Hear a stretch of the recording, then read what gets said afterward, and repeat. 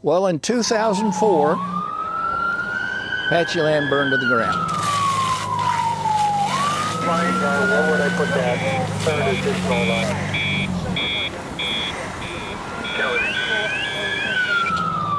And Mrs. Schillerman, who is now Mrs. Birmingham, Sue Birmingham, donated the chapel to us, the Elvis Presley chapel that was used in Charo.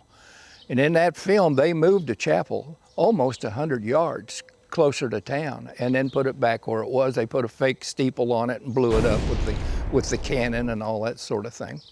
She wanted to do what she called the last sundown, using the chapel that was still there after the fire as this gathering of everybody to say goodbye to Apacheland. And it was a nice event, but it cost us about 2 weeks before we could start disassembling the town and taking it over to the museum.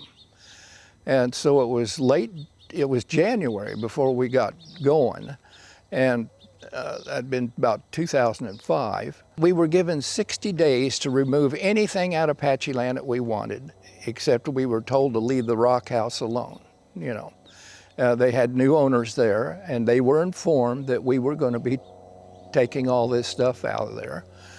And stuff started disappearing while we were moving to town, and they were kind of blaming us for taking some things that we maybe weren't supposed to take. But I'll explain just a little bit later how that all worked out. But we started stripping the outside off the chapel, board by board. We really didn't have to mark them because the boards, with the slope of the roof, the boards were each a different length, and they had to go right back on where they came off. And many people that knew the town well were looking at old pictures they had and said, well, even the knot holes are right where they used to be, you know. And so Hank Brown and I were mostly responsible. We both had boom trucks. And of course, I had a flatbed trailer. And a little later, I asked her about the barn. And she said, well, we're gonna build a house across the road, and we want to use the trusses out of the barn in the house. But she told me a little later that the architect said, no, there's no way we can use those. So I said, I want that barn. And she donated the barn to the museum. So for the next 60 days, that's all we did, was out there tearing everything down, and we were very careful about how we did it.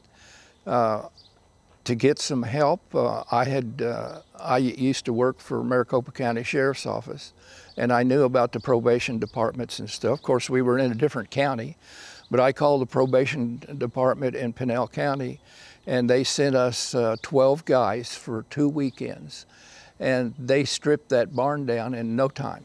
And at first they were wrecking it, and I had to stop them and explain that we're trying to save this stuff.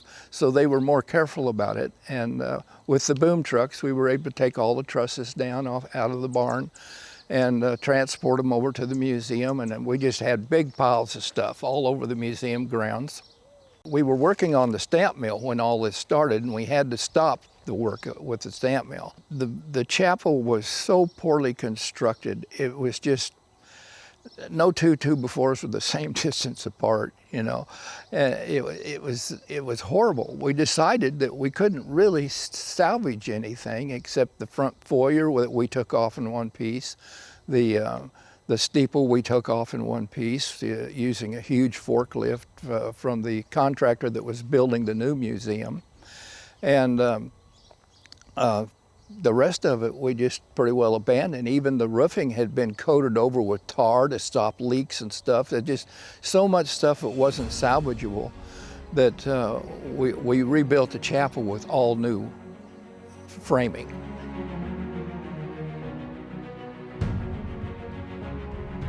And then we put the skin back on it and the steeple and the foyer and all that type of stuff. The barn was on 24-inch centers on the rafters, and we created 12 new rafters to bring it back to 16 inches because the barn roof had collapsed at one time and it all caved in on itself, and they had to rebuild it, but it was still on 24-inch centers. And the uprights, we used telephone poles that they had out in the parking lot. They were almost new, and we used telephone poles for the uprights, so that barn's going to last forever. And the steeple only had 3 spikes holding it on. I don't know how some of these summer windstorms kept from blowing that steeple off of there. But we put that back on with heavy 3/4 inch bolts. I tell you, if a tornado comes along and takes that chapel, that steeple is going to stay up there. Everything was put back just as strong as we could make it, and to last as long as we could. We were told by certain people on the board that, well, you know, Larry, you can't do things like you're thinking about doing them. You've got permits to do, you've got inspections to do, and all that kind of stuff. Well, one of the volunteers that were working with us was a former contractor. And he drew up his own set of blueprints, and they were perfect. So Hank and I went down to Pinell County and showed them these prints. We sat down with the 2 top guys. I said, I want to talk to the 2 top guys you got down here that deals with this. And they only made 1 red line on the blueprint. They didn't like the beams that we had going across the lofts. So my son worked at Lowe's, and they were throwing away some steel H-beams that were really long, and we used H-beams for the supports on the lofts. And that was the only thing that was changed. And they waived all the permits and everything. And so we put that thing up with just volunteer labor. That one guy was out there one day from one of the trailer courts. He's a winter visitor, and he wanted to help.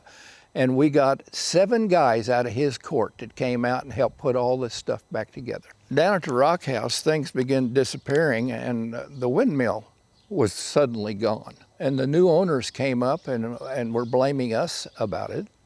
And also, the chandelier that was in the chapel was now down in the general store, locked in, and it disappeared. And Mr. Birmingham was concerned about that. And not that we weren't supposed to have it, but the doors were left unlocked and everything. And I said, well, we had been in there, but the doors were never locked. And it turns out that this fella has died, but I'm not going to mention his name. He had gotten up on the windmill and stole the blades, the whole thing. And another fella was with him and took a picture of him doing it. And they had a falling out, and he gave me the picture with this guy standing up there taking it down. And I called Pinell County Sheriff's Department, and we went out to where he lived and got it back. And also run across several other things that came from Apacheland that was out there, and we loaded them all up and took them back to the museum. And that's the story of reconstructing Apacheland at the Superstition Mountain Museum. Thank you for watching this episode of Mysteries of the Superstition Mountains.